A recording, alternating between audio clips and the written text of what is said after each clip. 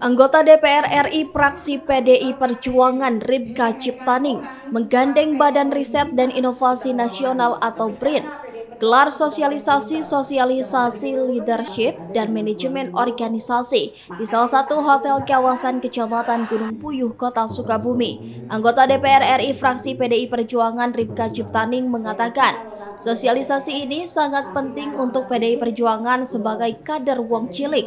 Selain sosialisasi leadership dan manajemen organisasi, juga memberikan pembekalan bagi saksi di pemilu 2024 mendatang. Pembekalan. Ya, mungkin saksi kan nggak gampang juga ya, tantangan untuk sekarang ini kan semua partai juga butuh saksi.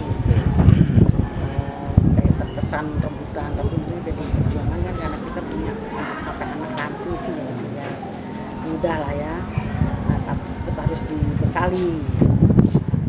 Ripka Ciptaning menegaskan target pemilu 2024 bersama para calegnya jadi legislator PDI Perjuangan memenangkan Ganjar Pranowo terpilih jadi Presiden 2024. Dari Kecamatan Gunung Puyuh, Kota Sukabumi, Iqbal Bagar melaporkan.